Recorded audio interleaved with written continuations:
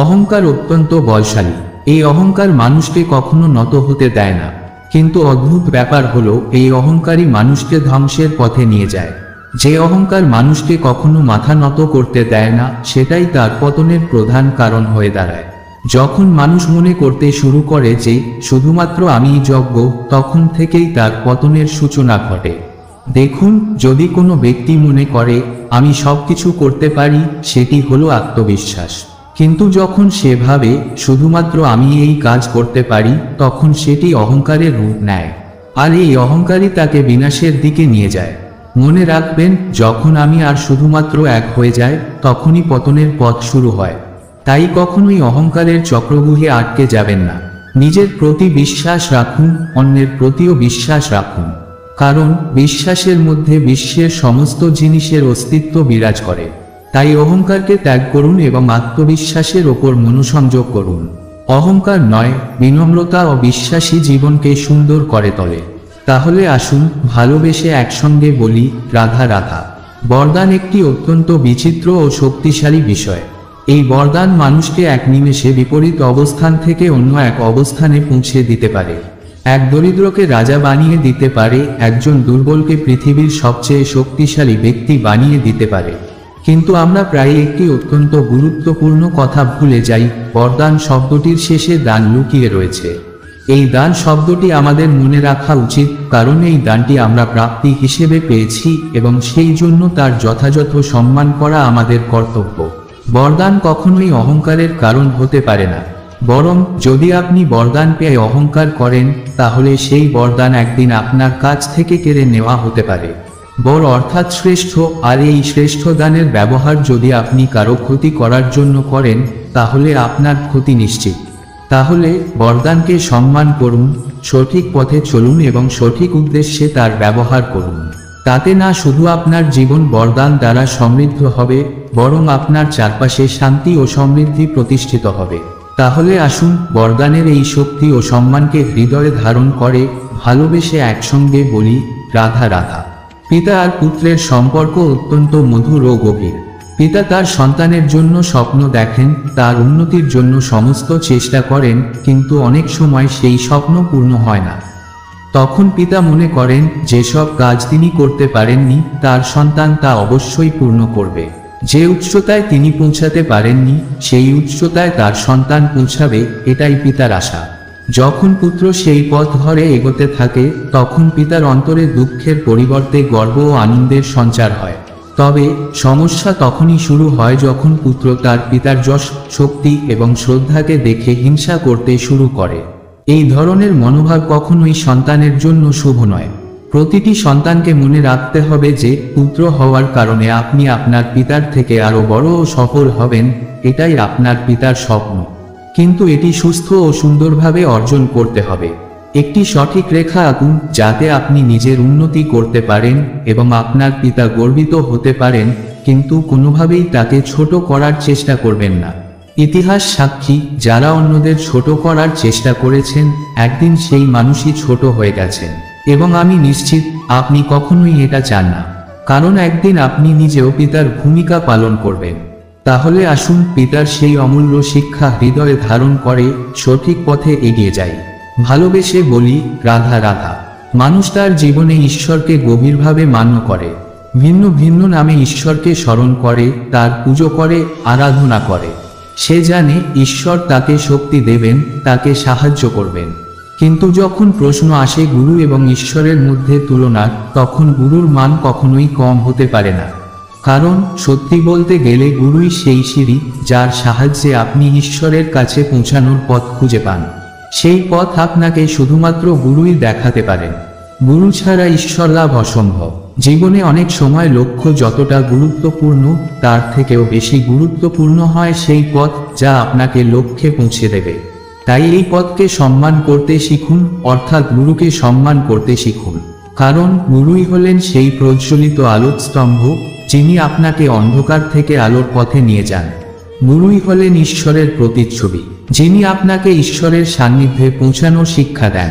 তাহলে আসুন গভীর ভালোবাসা এবং শ্রদ্ধার সঙ্গে একসঙ্গে বলি, রাধা রাধা। মানুষ জীবনে তিনটি কাজ অবশ্যই করে, কিছু দান করে, কিছু গ্রহণ করে, আর কিছু ত্যাগ করে। কিন্তু তখনই প্রশ্ন আসে, কিভাবে এসব করবে? অনেকেই ভাবে দেবার জন্য পর্যাপ্ত ধন নেই, নেবার জন্য পর্যাপ্ত স্নেহ নেই, আর ত্যাগ করার জন্য জীবনে এত সুখ নেই। আসলে আমরা বস্তুগত চাহিদা পূরণে এত ব্যস্ত হয়ে যাই যে বুঝতেই পারি না কি দেবার আছে, কি নেবার আছে, আর কি ত্যাগ করার আছে। তাই আজ আমি আপনাকে এর অর্থ পরিষ্কার করে দিই। মনে রাখবেন, জীবনে এই তিনটি গুরুত্বপূর্ণ গুণ আপনার হৃদয়ে ধারণ করতে হবে।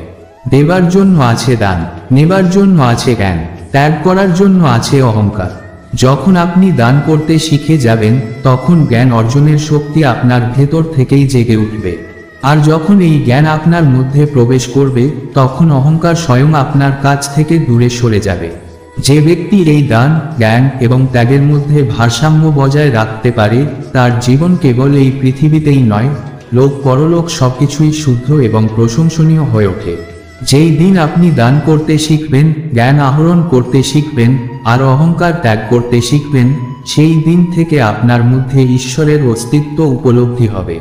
তখন আপনার পরমেশ্বরকেও প্রার্থনার প্রয়োজন হবে না, কারণ তখন ঈশ্বর আপনার মধ্যেই বাস করবেন।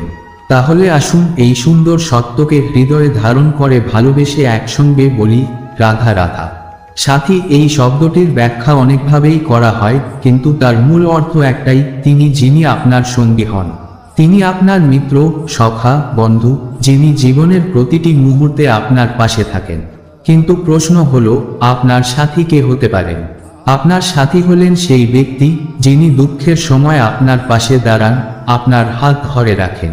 আপনার সাথী হলেন সেই ব্যক্তি যার হাত আপনি সুখের দিনে শক্তভাবে ধরবেন। এটাই সত্য যে সাথী দুঃখে আপনাকে সহায়তা করেন, তিনি সুখের দিনে আপনার সাথে আনন্দ ভাগ করবেন। যখন আপনার সাথে এমন সাথী থাকবে, তখন আপনি বুঝবেন যে দুঃখ ভাগ করে নিলে তা হালকা হয়ে যায় এবং সুখ সবার মাঝে ভাগ হয়ে আরো বড় হয়ে ওঠে। এটাই হলো প্রেম, ভালোবাসা, সঙ্গ, যেমন সম্পর্ক আমার আর রাধার মাঝে। তাহলে আসুন আমাদের সেই অমূল্য সাথীর সঙ্গে সঙ্গী হয়ে ভালোবাসা ও শ্রদ্ধায় একসঙ্গে বলি, রাধা রাধা। অনেক সময় মানুষের মনে প্রশ্ন উঠে, এই সংসারে সবথেকে বড় বিপদ কি? কেউ বলে ধর্ম সংকট, কেউ বলে প্রাণের সংকট। প্রত্যেক মানুষের জীবনে নানা ধরনের সংকট আসে, আর এগুলো অনেক সময় বিচিত্রও হতে পারে।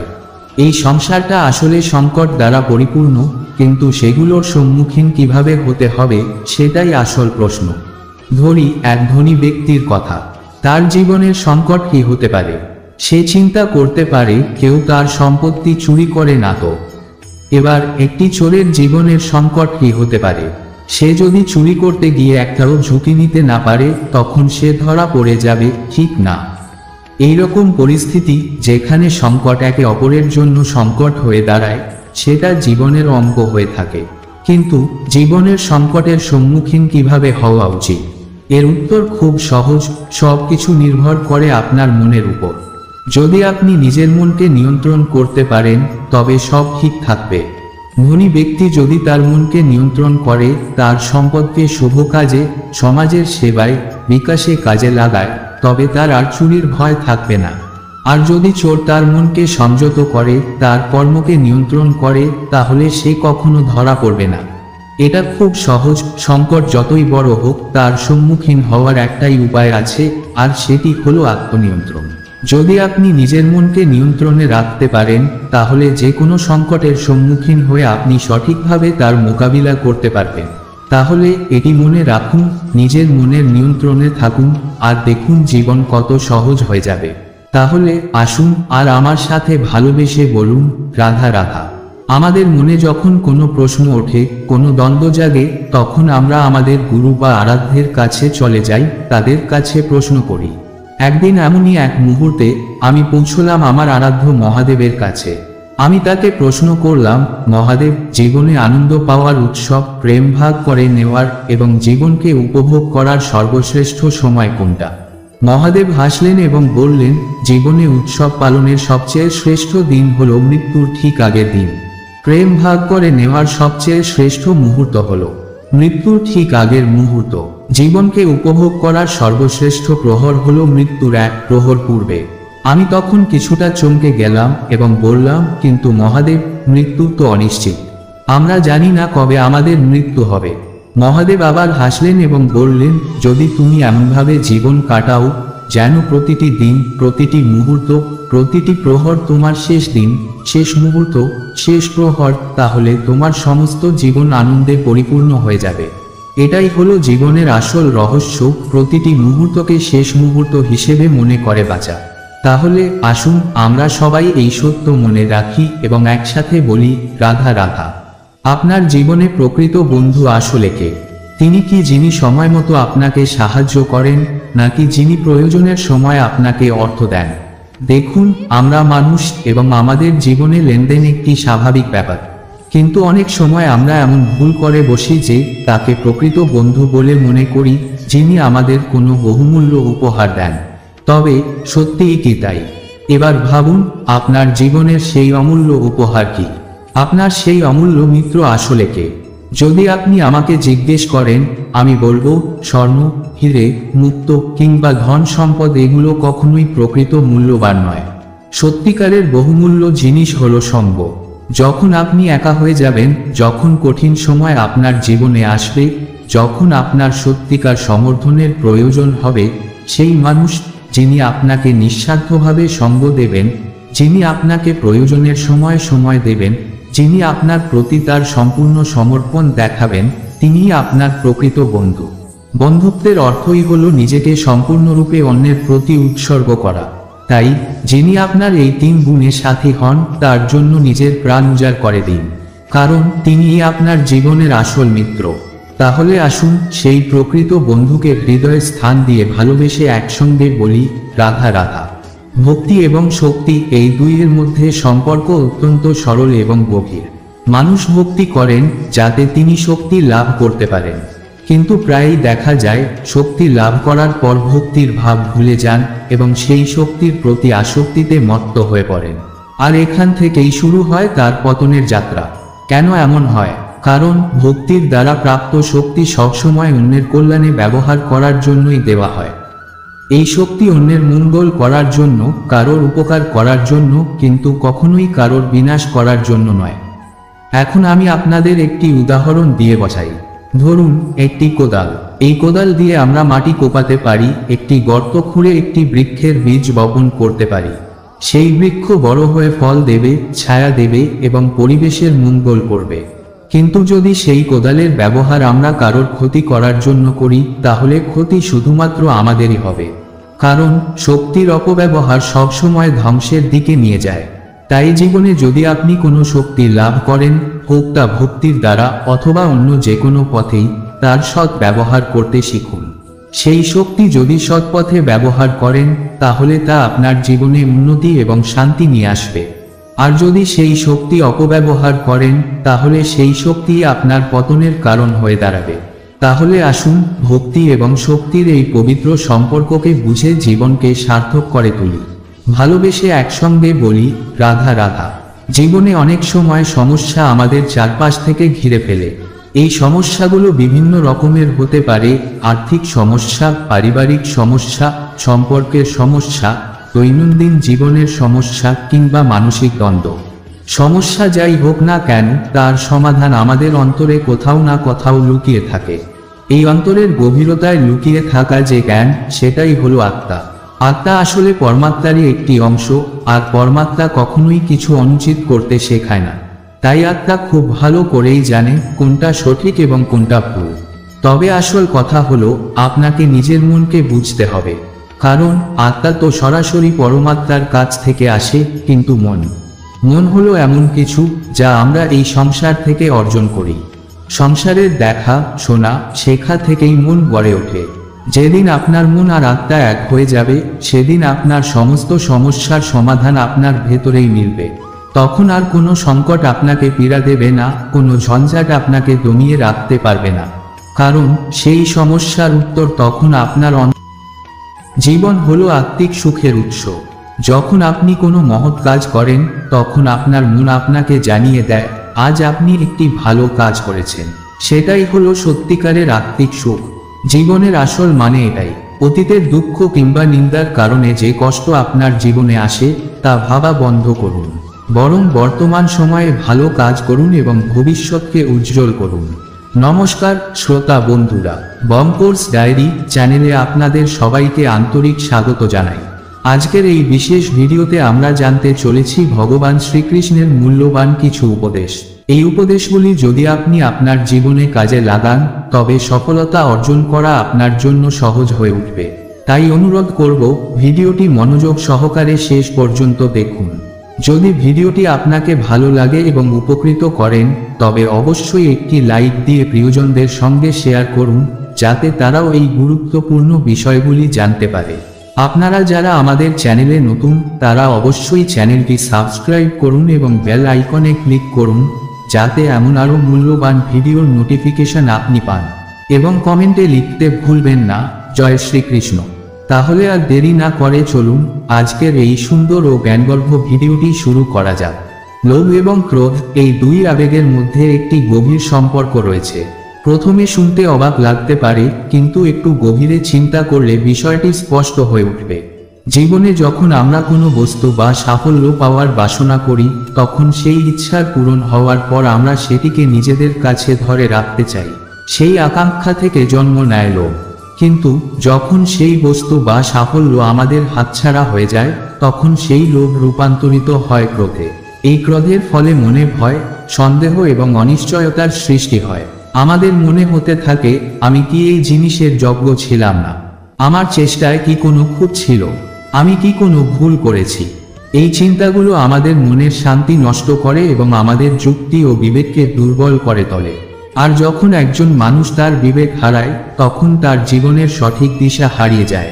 কিন্তু এর অর্থ এই নয় যে জীবনে কোনো ইচ্ছা বা আকাঙ্ক্ষা পোষণ করবেন না। ইচ্ছা অবশ্যই থাকবে, লক্ষ্য থাকবে এবং সেই লক্ষ্য অর্জনের জন্য আপনাকে পরিশ্রম করতে হবে। তবে সেই আকাঙ্ক্ষার প্রতি অযথা লোভ জন্মাতে দেবেন না। লোভ একবার মনে স্থান পেলে তা আপনাকে ক্রোধ, ভয় এবং পতনের দিকে টেনে নিয়ে যাবে।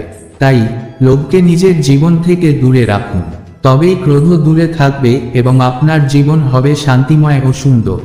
আসুন এই উপলব্ধি নিয়ে ভালোবেসে বলি, রাধে রাধে।